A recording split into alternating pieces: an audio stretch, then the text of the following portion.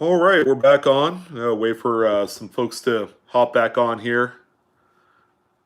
We have a reasonable explanation as to why the stream went kaputskis.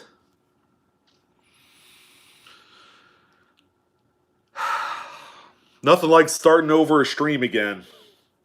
Starting over the like count and dislike count up 48 state. Yeah, he's back. You must get the stream at the absolutely quickest record speed. That's awesome. Oh man, that is so funny. Moss Man's back. Freaking Jeep. Yeah. Well, that was fun. My wife actually called in the middle of the stream because I was doing my live on my device.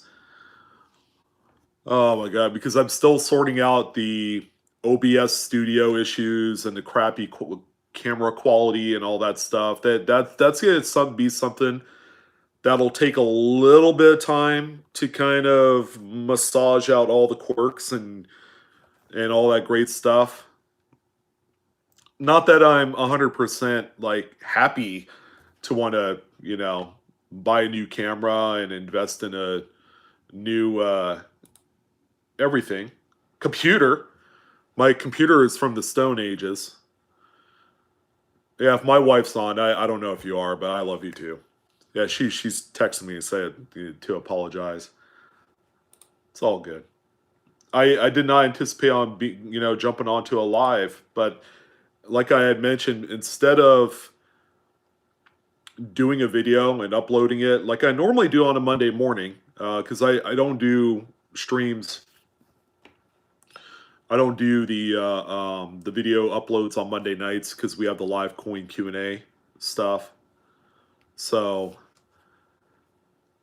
it's very very little time to get in a ton of work because I work the moment I get up after I drop off my daughter at school till the evening time when my wife says, "Hey, I want to hang out with you for 15 minutes." So it's one of those things where my time is limited on a Saturday on a Monday. Yeah, it's definitely a Monday. Well, one thing's for sure, we're not having any drama. Deviate Stacker, I don't know what the deal is or what's going on, but we're trying to be a drama-free live stream. So I don't know what the deal is. But we will get into the top 5 realistic ways that you can make money in today's coins. I think it'll be a good talking point, and I'll get your guys' opinion on it as well. And again, if you guys have coin questions, go ahead and route them to our panel email. So we have a panel of coin people, experts, however you want to classify us. It's info@livecoinqa.com. Coin Mojo, how you doing? I didn't see you on the, or maybe I have. I don't remember. I didn't see you on the regular stream that I had going on 10 minutes ago. Thank you. Appreciate it. It's a labor of love. I think 1,500 some odd videos later kind of indicates just the amount of love I have for the hobby, and just everything in general. So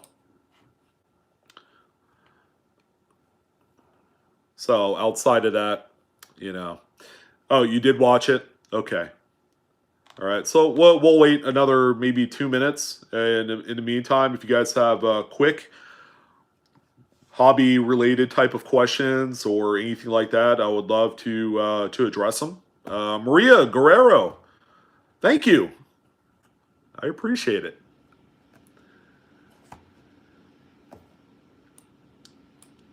Not exactly your one-stop shop for all of your coin question needs, and that's why we have the live coin Q&A panel. Again, that's a completely separate channel that I wholeheartedly endorse. I'm actually one of the panel members but really the spotlight is shined on everybody that's on there. We have um, Adam Coins and Goals, which you've seen in our chat.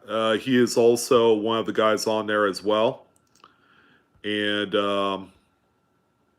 yeah, just a good set of people. I'm just kind of going through the. All right, Adam, I added you as mod, in case you're wondering. Scuba Steve, how you doing, man? Long time no see.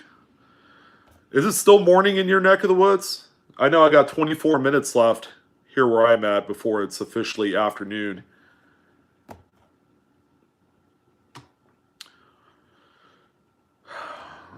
Now, are you Coin Mojo? Are you talking about the full featured crown? If you're talking about the 2021 Washington crossing the Delaware quarter, that coin has been kind of a big deal. You know, I'm not going to say in the coin community or whatever because I don't know if everybody's talking about it. But I happen to know that based off of the just overwhelming amount of money that people are throwing at this coin specifically, it's kind of a big deal. Now, you need the big die chip that obscures E pluribus unum on there because there are earlier progressions of that die chip where you just have a tiny little piece or whatever. Those aren't worth nearly as much. I've seen those go for around $5, but the full featured crown, the big thing on the top of Washington's hat, they've been selling for like consistently between 125 and $150. I could not believe that. No problem, horror. Yeah, go ahead and send it on to info@livecoinqa.com. Oh man, Papa Giorgio, not yet. We're living on borrowed time. Well, I'm not. I'm close to the Sierra Nevada area, but the people in the Bay Area and LA and all that stuff. I mean, right? What's a movie? Escape from LA, the apocalyptic Los Angeles era after the earthquake, the big one. Oh, Silver Wolverine, how you doing, man? Scoop, how you doing? I think I've seen you around chat before, right? Or comment in some of my videos. I mean, I haven't gone live in like forever, so I went live the other day just to kind of try out my OBS studio. That's still in the works. I got a lot of things to kind of catch up on there if I want to play with the big boys. Yeah, Mud Swat, you're correct. Okay, so I figure we go ahead and jump into today's topic. 5 realistic ways you can make some extra money or make a living from today's coins. I know it's kind of like a loaded subject and it seems kind of very out of this world and very far-fetched because, realistically, can you make money buying, selling, grading, flipping modern coins?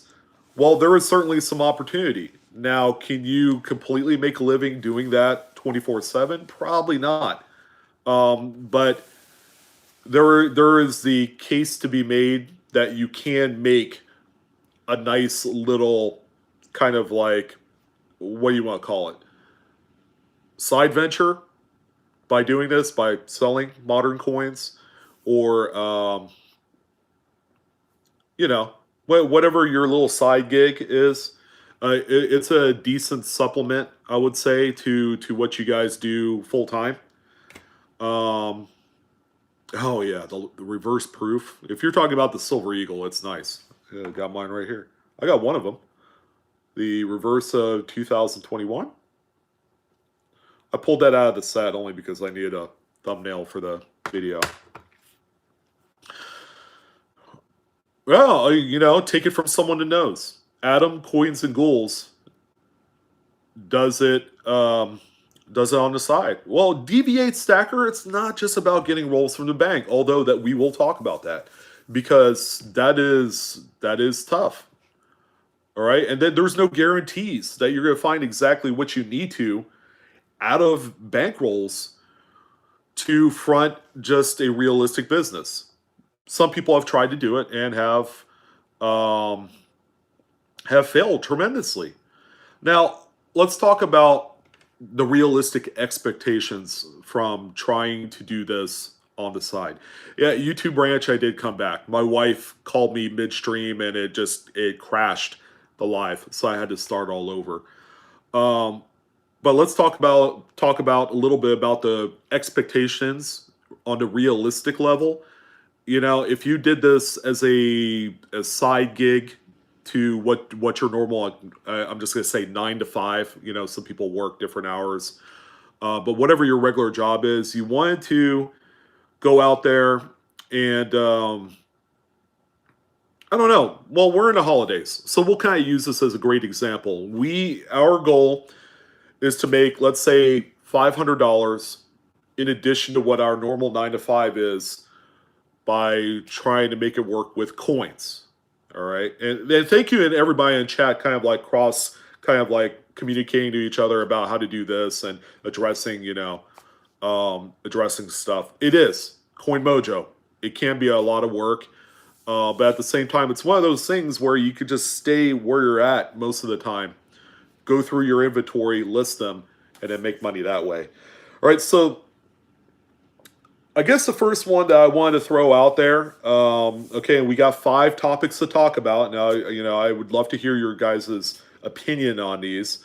The first one is buying collections locally, and then however much you buy it can be interpreted as such. Do you have access to gray sheet dealer cost, schematics or data in order to buy collections? Or are you just a regular individual that's a reseller but has no access to dealer information? So you're kind of like trying to buy it as low as you can, not knowing what gray sheet is, and that's dealer cost, by the way. And then taking the collection, paring it down, doing your research, and then selling it online. So I have 4 different metrics that I'm going to use to determine the viability in which you can do this on the list. Turn around, flip it, sell money. We're going to talk about 4 different metrics. The first one is capital. All right, and we're going to go by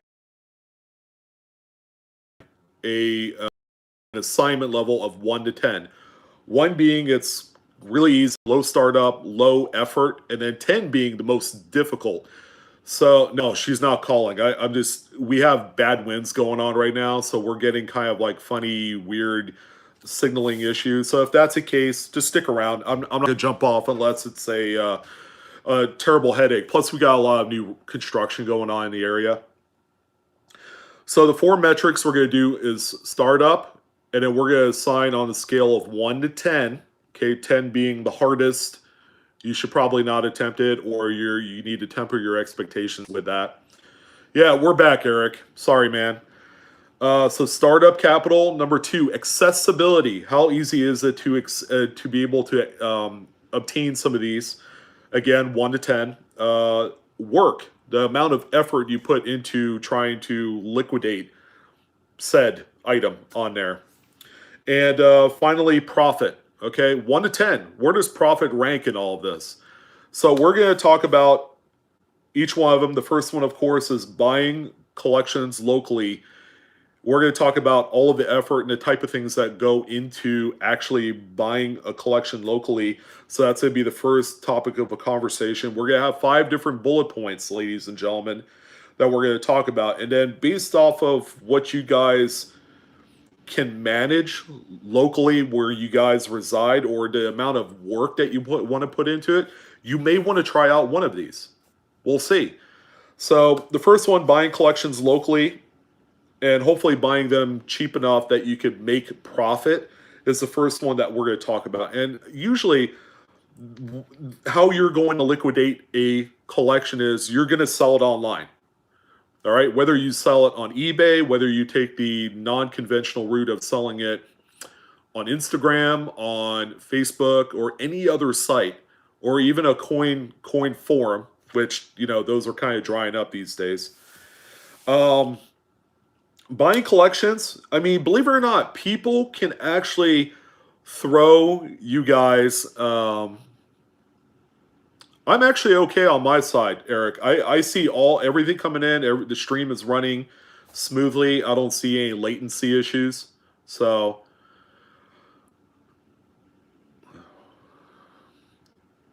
am I breaking up? Is everybody having issues? All right. So, buying collections locally. Okay, the startup capital, believe it or not, varies. But on an average scale, I give startup capital an 8 out of 10, which makes it quite difficult because it's going to take quite a bit of money to be able to handle what could be some pretty big collections. Believe it or not, people have inherited collections that are quite big, and then you have to make the decision on whether or not you want to buy the whole thing. Obviously you have to do your due diligence and do all the work and just kind of like really research the coins on there, put together spreadsheets and all that great stuff. Startup capital, you probably should need quite a bit of it. However much that is up for interpretation. I would say $5,000 to $10,000 to get started doing that, and you could do it without necessarily having to be a dealer. The misconception is you need to be a dealer to buy local collections. Well, no, people reach out to you. Like, let's say if you put a flyer out on Facebook Marketplace, or if you guys have a local buy sell trade group or yard sale or something, and out of the blue, someone had mentioned, "Hey, I heard you collected coins. I have a collection that I inherited from my grandparents or from my mom and dad," and then that's how sometimes these conversations come up, and that's how bigger collections kind of fall in your lap. Very rarely do you come across someone that's like, "Oh yeah, I got 2 silver eagles to sell."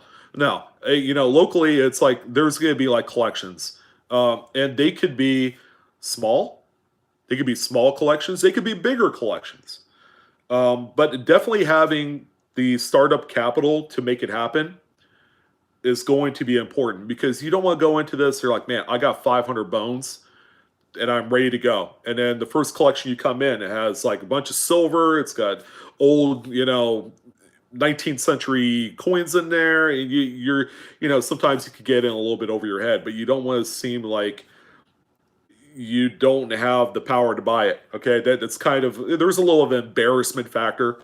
Yeah, all your coin questions, send it our way, ladies and gentlemen. info@livecoinqa.com. We have our moderator in tow. We have Paula. You can see live coin Q&A in blue with a little wrench. She could help out you guys. So yes, absolutely. Accessibility. I give this one a 4 out of 10. 4 being it's going to be kind of semi-easy. I think once you guys begin to network locally, you guys have friends of friends of friends that they know that you collect coins. These things fall in your lap quite frequently, more than you realize. And even though there's nothing really there, let's say there's a bunch of $2 bills because they look neat, a bunch of like odds and ends type coins, you will get them all. So accessibility, believe it or not, is a 4, which is kind of on the low side for yeah, Matt, we'll have a chat. We'll email. I might even have you on my podcast. By the way, I have a podcast that I'm going to be breaking open this week called The Ridge. It's an all-encompassing podcast of just funny hijinks and all that stuff. So we're going to talk about collectibles. We're going to talk about sports. We're going to talk about video games. We're going to talk about garage sales. We're going to talk about all sorts of great stuff on there. So yeah, Matt. Yeah, Matt. By the way, is in Toronto. He's up north of the border, so he has a completely different maybe perspective on how people sell stuff up there. But getting back to the topic, collections. Okay, on the work level, I give it a 10. It's going to be a lot of work because you have to, if your seller, this individual, is comfortable with giving you that collection, Yeah, Scoop, comic books too. Someone has a comic book collection they want to sell. If they're comfortable with giving you all of their stuff, so that way you can do a proper appraisal. Okay, that's one part of the work. But let's say they're like, yeah, okay, you guys have come up to an agreement on the amount of money that you're willing to pay for said collection. Okay, then you're gonna have to, figure out what the dealer costs. There's a lot of math involved. And then you go and pay them their amount of money, okay, for the collection. You take the collection in, and then you kind of have to categorize everything. All right, you got to take the coins. Maybe you got to put them in holders. You have to, yeah, you have to do the attribution and all that great stuff on there. And then it comes to the point where you're going to sell these. Are you going to sell them on eBay? Are you going to try and sell them on Facebook? There's a bunch of different marketplaces. People are selling coins on like Mercari, out of all places. It's all over the place. Okay, Facebook Marketplace, we see coin sales on there as well. But from beginning all the way to Eric, I'm glad that sometimes just restarting the stream will help out if you guys are having issues with the buffering. But from beginning to end, I couldn't think of anything else on this list where it takes the most amount of effort and work in order to make it happen. But it can be some of the most profitable types of things you could do in the hobby. And as a result, I give the profit factor in this a solid 7. If you buy the collection at the cheapest amount of price that you could possibly get it to where it's not going to repulse your seller, then the real work continues. Okay. And then at the end, you can take all of the hard work that you've put into reselling this collection. Even if you even have to sell the coins as singular pieces, like I'm going to sell this one coin out of there, and you got to sell another 100 or 200 coins just like it. Put it on eBay. You got to take images. Yeah, there was a lot of work involved, but it's one of the highest profit making opportunities in coins. All right, so anybody have any thoughts on buying collections locally? Hopefully you guys have access to like a gray sheet. I know you can buy used gray sheets online, but you got to make sure you buy them that's relatively recent, within the last like 30, 45 days. No, Matt. This is a project that's been going on for about 10 years now. And there are certain dates that are incredibly tough to find at a specific grade level. I'm collecting all Mint State 61 NGC holder coins, and it's quite a process. I've had some of the sets that take 8 to 10 years. Eric, there you go, man. Yeah, there's a lot of great stuff that can occur with buying a collection. You could add stuff to your collection at the same time. You can make all this extra money here. Like I bought the currency set. Give me a second.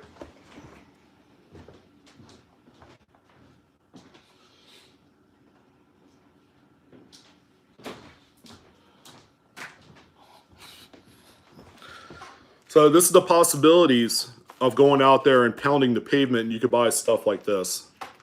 Consecutive 10s, 1934A set. And guess what's in there? Star notes. Consecutive. This was a referral from Coins and Ghouls. This seller was about ready to drop off a crisp uncirculated consecutive set at the bank. $170 face could have been lost forever.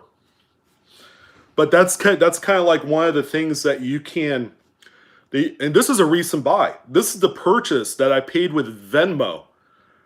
So you begin to get really innovative in a way because, obviously modern technology affords different ways to send money, to sell product. You have to be able to take advantage of a lot of these. Yeah, Adam. Yeah, she made out like a bandit, right? And this is going to be a good collection piece for me because I do collect currency. That's one of the things I've been doing for 15 years. But buying a collection can do a lot of things for you. All right. It doesn't mean that you have to not provide enough money for your seller, but there's going to be a happy medium. You're like, I could make 3, 4x on this, and this is the mentality of people that resell for a living. Is that they look and imagine, and they also do the research. They go on eBay. They check out completed sales. How much do these things sell for? I don't want to seem like a broken record, because there are a bunch of reseller YouTube creators out there that talk about stuff like this. But it's Stabmaster, yeah. I mean, access your local bank. You'd be surprised how many people have actually dropped into older notes. They drop in $500 bills, thousands. $1,000 Federal Reserve note is valued around 2,000 to 2,500 bucks. Just straight up raw. And it doesn't matter if it has problems. Research is huge. Absolutely, Eric. I'm Gamo. How you doing? Imelda. Good to see you. Yeah, research is huge. So when you do the collection aspect of it, always research everything. It's always better if you're able. It is. But MudSWAT, the part of networking is to get your name out there. Use Facebook, use Instagram, use anything social media driven, because that's where all the soccer moms go to.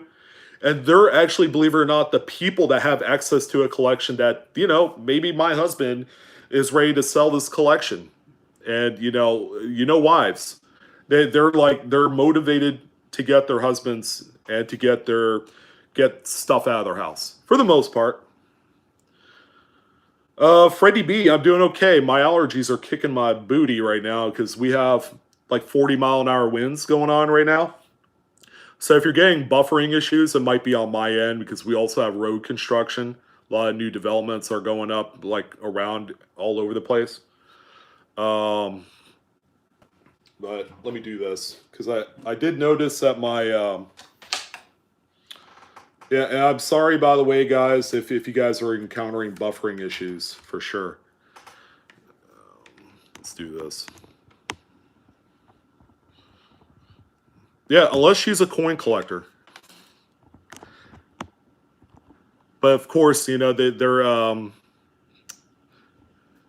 might also be there. Yeah, it's windy all across the West. I have noticed that. There must be like a cold front coming through or something, but we don't have any precipitation to know of. But yeah, so that's the first part of it. Buying collections local and then flipping them online. All right, that's the first one. The second one I wanted to talk about, this is like a big one, and it's been the biggest thing in the last 10 years. And I think, unfortunately, or fortunately, the YouTube coin content creators have kind of pushed this message to everyone. And that's buying mint state coins, just like really nice condition coins, sending them off to the graders in the hopes that it'll come back at a top pop grade, like the highest grade that you can imagine for a coin. That is number 2 on the list. I wanted to talk a little bit about that. The most realistic way that you could tackle this is to continuously go through a bunch of inventory. And normally they call this going through old mid state dealer stock. All right, and usually that comes in the form of BU rolls. It's what's commonly called brilliant uncirculated rolls. And a lot of the BU rolls that you see out there have been searched in one way or the other. But the idea is you go through these BU rolls, you take the finest, nicest looking examples, and this is going to require you guys to go underneath, or you have to use a magnifier to really, really inspect a coin to make sure it's free of nicks and dings and all sorts of other things before you send it off to the graders. And it's tough. It's one of the most absolutely asinine things that I can possibly ever recommend.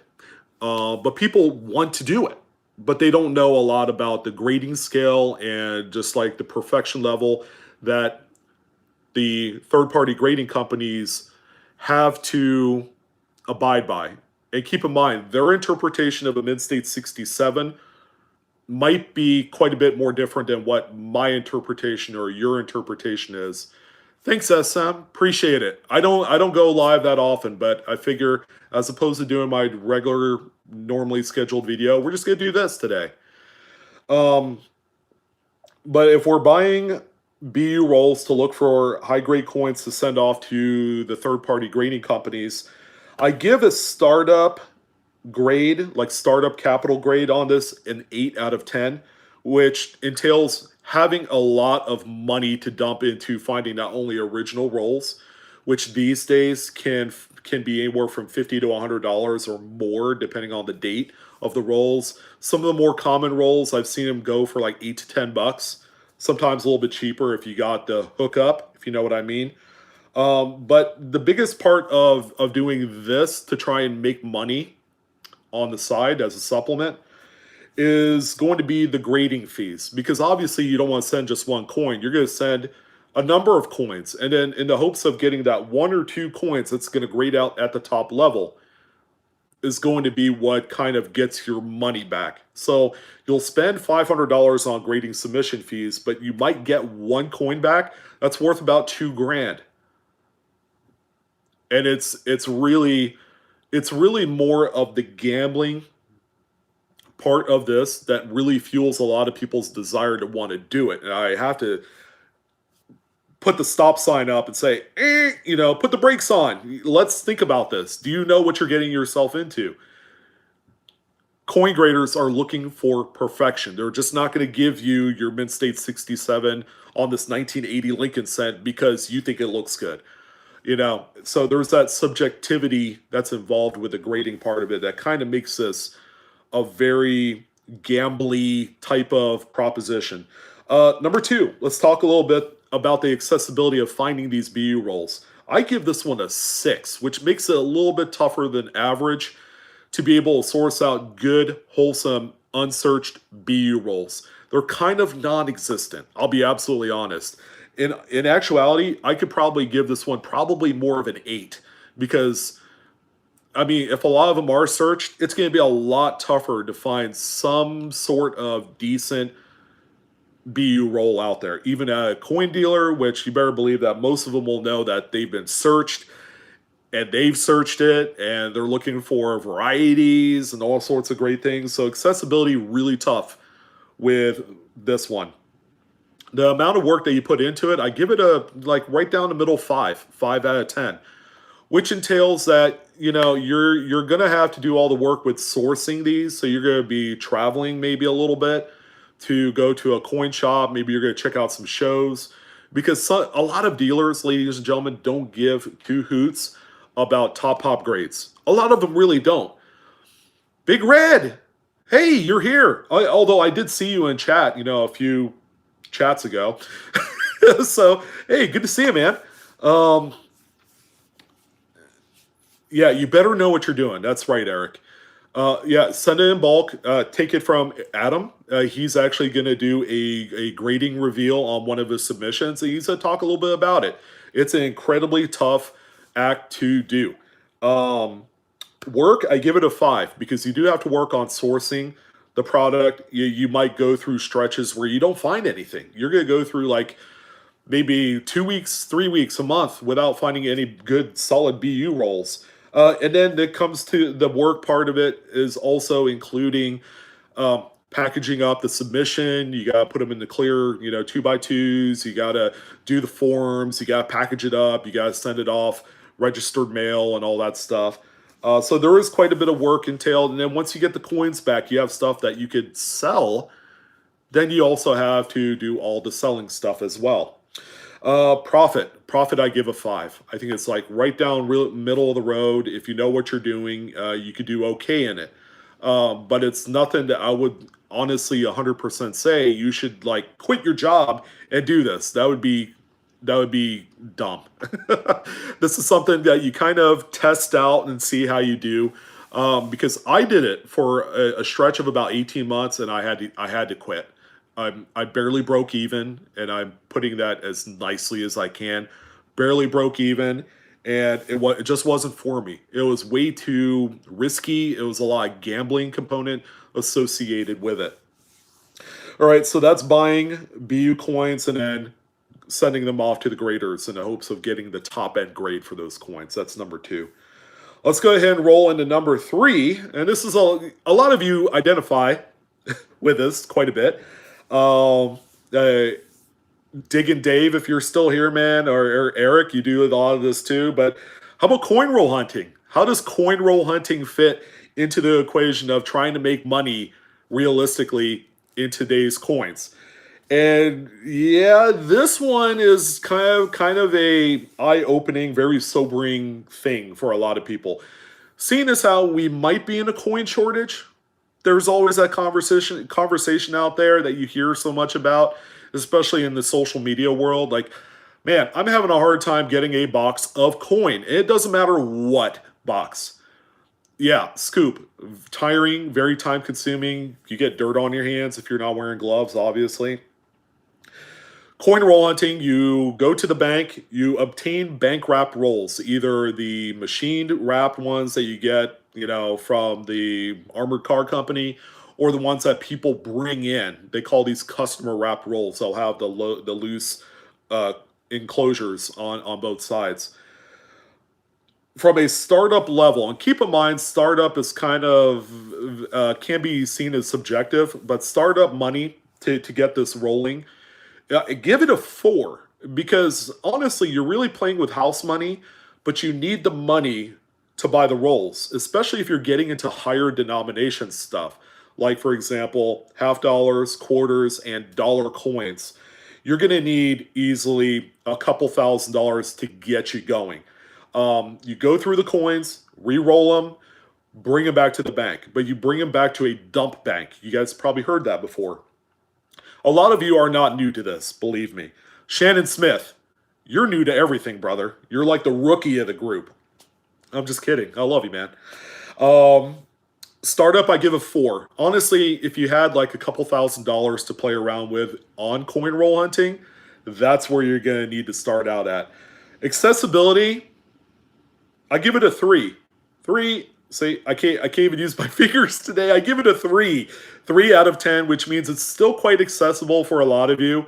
And I would give it a 1 pre-coin shortage. So before last April, yeah, pre-pandemic.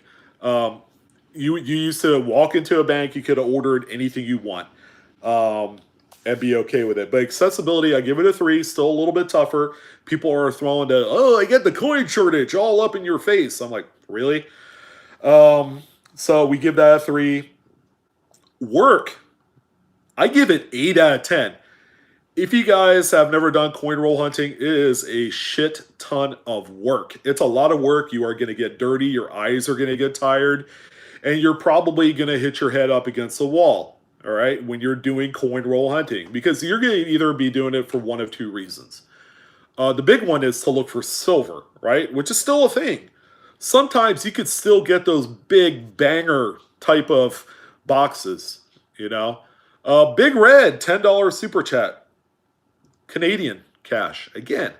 No, that's awesome. Yeah, we also got some Canadian super chat from Matt Caster Mage as well, so that's cool. Yeah, Canada represented. Appreciate it, man. Yeah, the work part of it is insane because if you could either be looking for the silver and that's it, and people are like, why are you just short selling yourself just looking for silver? Do you know what else you could find in these $half boxes? Furthermore, other denominations. You also look for errors and varieties. But if you put in everything together, that's how you want to approach coin roll hunting. You want to be able to exhaust every single possibility, every single outcome out of every coin that you pull out of that roll. And you just don't look for, say, I'm just looking for a 1909 S Lincoln cent. Oh, good luck with that. I mean, that is not easy to do, my friend. But there is a lot of work associated with this. Now let's talk a little bit about profit. I'll give this one a 3. It's very low. If you're really good at it, I might even give you a 4 if you're really good at it. But if you're looking wholly to support yourself by coin roll hunting, it's really tough. It's incredibly tough. Yeah, and the gas component too. Gas, depending on where you live, is still over $4 a gallon. California sucks for that very reason. But the profit part of it is extremely low unless you hit the lightning in a bottle 69S DDO or the 92 close AM or some other off the wall thing. Error, variety, otherwise. You're going to have a heck of a time making money on the profit side. Now, there's going to be kind of like the low-hanging fruit stuff. You guys have seen my pocket change market report where people are selling full bank boxes of these coins and making like 3x on them, which you can do. But after fees, like that $25 box of pennies, you'll net out about 20, 25 bucks profit, which unless you have like an endless supply where you could continuously get boxes, you could do that. But what are you giving your buyer? You're giving them a lot more opportunity to find some of these high-valued rarities. So the profit factor on coin roll hunting is very low. I mean, unless you hit a banger box of silver half dollars, which has like, $150 face and 90% silver, which, how often does that come up? Not very frequently. So that's coin roll hunting. That's another way that you can realistically make money in today's coins, albeit on the low side, and it's a lot of work, but people still love it. Number 4, and I actually have it written on here as it sits, and it's U.S. Mint shit.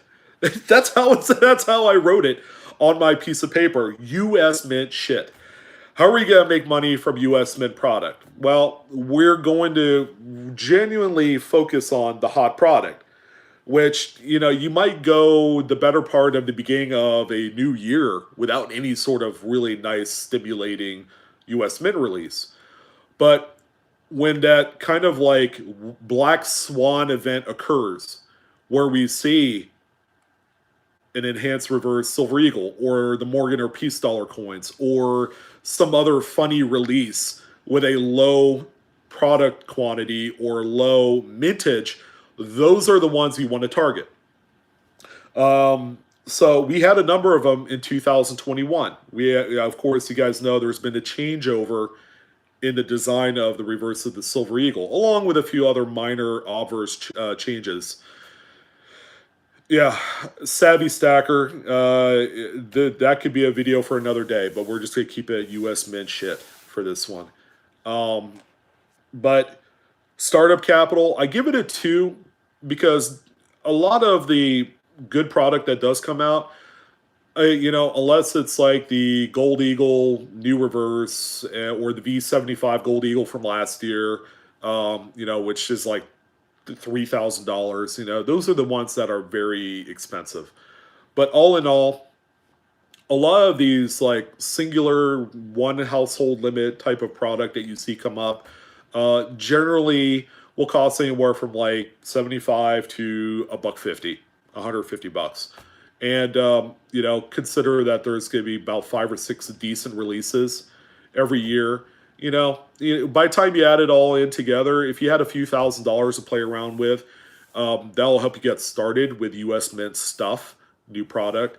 And of course, that comes the question, do I send these off to the graders so that way I could get my Proof 70 or my Mint State 70 and my first day of issue and my first strike designation? You could all do that and then make even more money. Realistically, U.S. Mint flipping generally takes a little bit more patience because you have to contend with the crappy website issues, which has been a normal thing for like the last decade.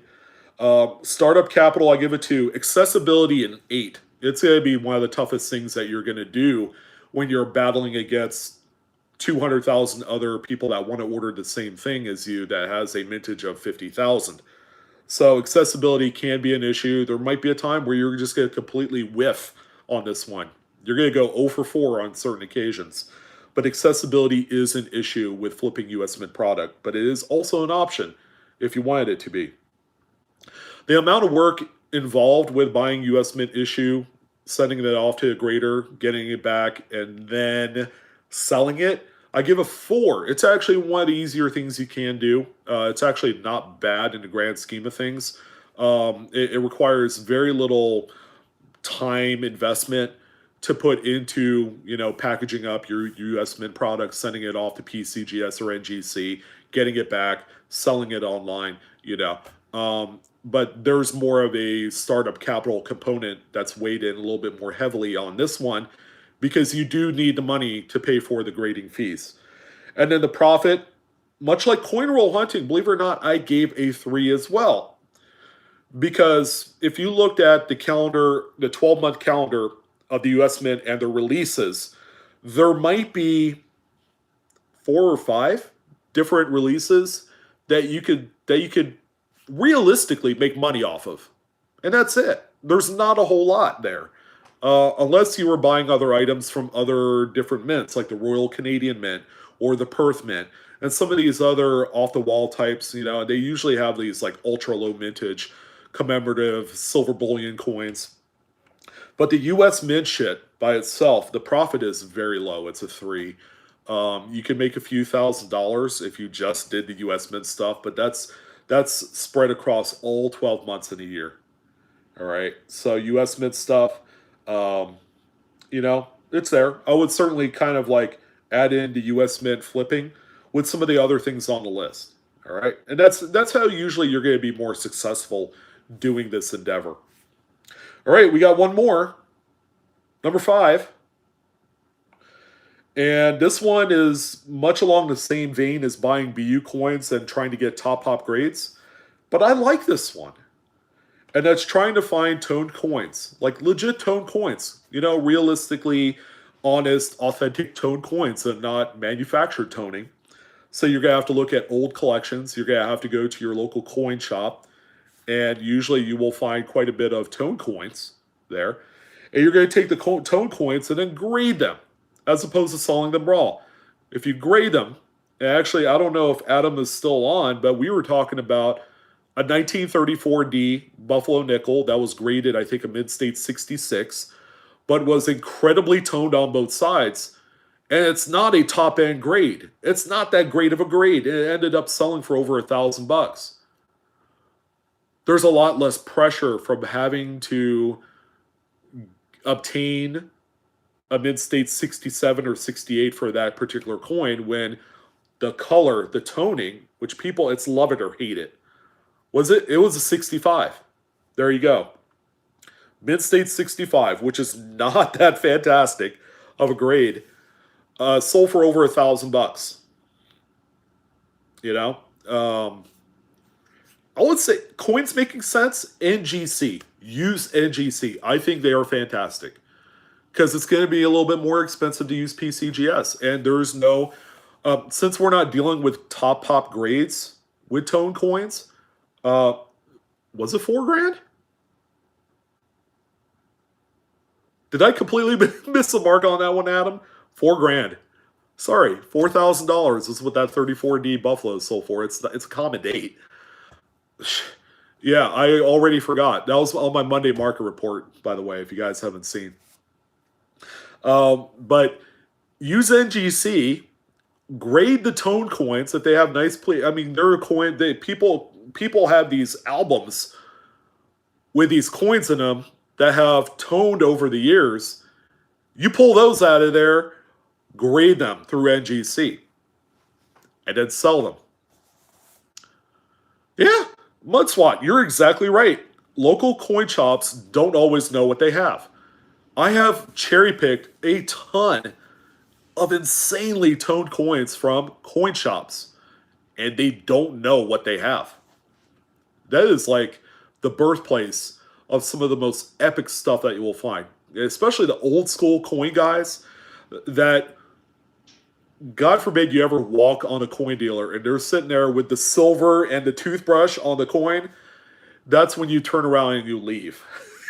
I've actually had that happen once. But coin shops are kind of like the hidden gem of the cherry picking world for toned coins. for varieties and errors, especially the shit that they don't know what they have.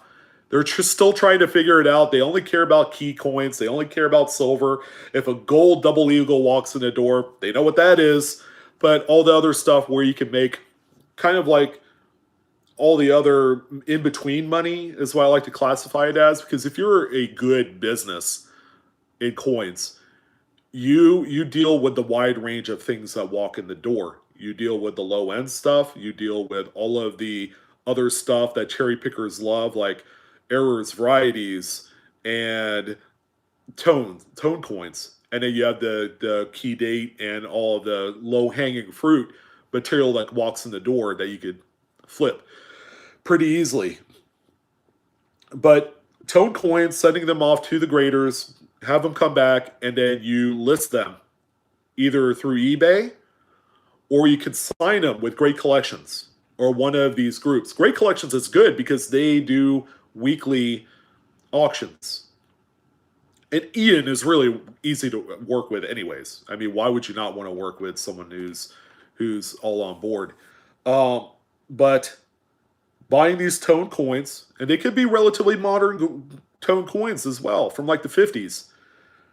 Startup capital, all right? I give that a 5 because there is the component of YouTube branch. Tone coins is one of those things that if I were to send off a coin for grading, I would pay for the true views because you could use the true views in your auction listing. It actually cuts down a little bit of the effort of photographing or imaging your coins because PCGS had already done it for you. Of course, you pay a little extra fee for it, but they take the most professional photos that you could utilize for your auction listings. And that's why I would pay for a true view. Is for things with eye appeal. Startup capital, I would give this a 5 out of 10. I think the big worry is you're going to have to pay for the submission fees. The tone coins, if you play your cards right, you could pay an actual minimal amount of money unless someone is really pushing the fact that it's a tone coin and they want you to pay full market for it as a raw coin. Keep in mind, you buy raw coins like off the internet, off of eBay, you run the risk of coming across people that really like to artificially tone the coins for a living. And they do that. Just look on eBay completed sales. There are people that tone linkage cents to these amazing colors, and they're on both sides, which is technically not one of the things you want to see. You want to see a one-sided toner. But people are selling these coins for 10, 15, 20 bucks, and they're artificially toned. You have to be worried about those. They're damaged because they add a combination of heat and sulfur to the coin and all sorts of other intangibles that really juke you a little bit. So be careful with what you buy online. Startup, I got 5 because that's, startup capital is for the grading fees. Accessibility, I give it a 9. This could be a little bit tough. Sometimes you won't have the best accessibility to tone coins. It's like something that you come across on a whim. You're looking through dealer stock and you're sitting there flipping through all the 2x2s and you come across a one-tone coin that they had pulled out of an old Dansko album or a Library of Coins album, and then they put in a 2x2 and they're selling it for $2. It's one of those chance encounters. So accessibility, extremely tough. It's one of the most difficult on the list. Work is minimal. I give it a 2. 2 out of 10. If you find a coin, send it off to the graders, come back, list it. If you did a true view, it makes the work a whole lot easier on your end when you go to list this on eBay or Great Collections. Great Collections will actually use the true view photos too. And then profit, unfortunately, I give a 2. Because again, it's about sourcing the beautiful toners, because there are toners out there that are brown and black and terminal and they just don't look good. But people still do like them. They just won't pay you the big premium for those. But you need to find the coins that have like a wide range of like greens and russet browns and pink and magenta and all just the beautiful. And they have to be in a certain order based off of toning progression. So tone coins, while pretty good, low profit, but I would certainly supplement some of the other, like, if you wanted to get into making money and you're trying to pick up some extra cash before Christmas, my top ones to pick on the list, I would say, is trying to buy collections. I think that one has the most amount of promise and profit on all of these. So long, Eric. Thank you for coming by, man. Appreciate it.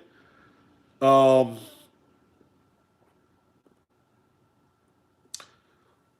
buying collections and flipping them, I would say I would add that with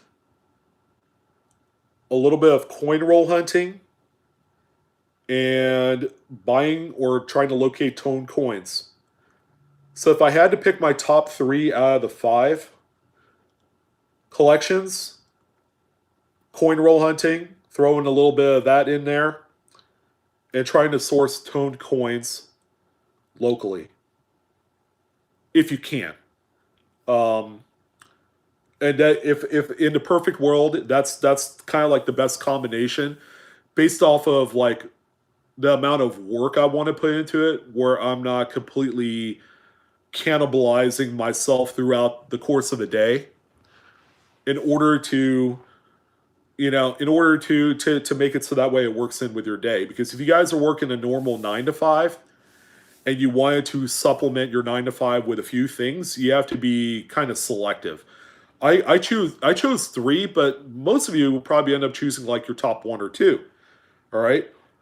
The most irrational one on the list is trying to buy BU coins and then sending them off to the graders in the hopes of getting a top end grade of coin. That's hard.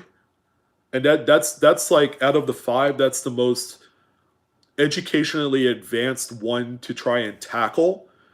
And I would not recommend it. Yeah, Annex starting to get some skin in the game. Adam, you're absolutely right. Annex graded toners. Do not use Annex for grading top end brilliant uncirculated coins, because it's not going to be as desirable or recognized to the registry set people that want it.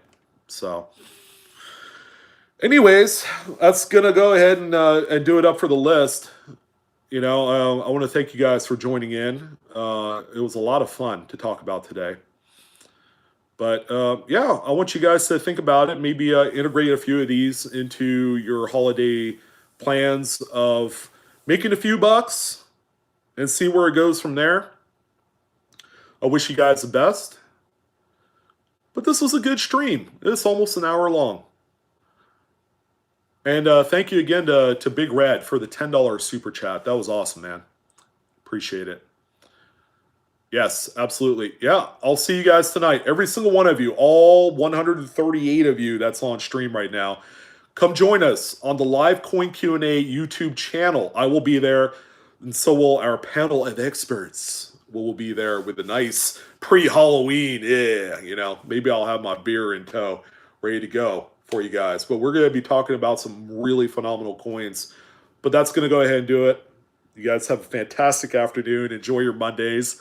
And hopefully I'll see you guys in a few hours. All right. Take care, guys.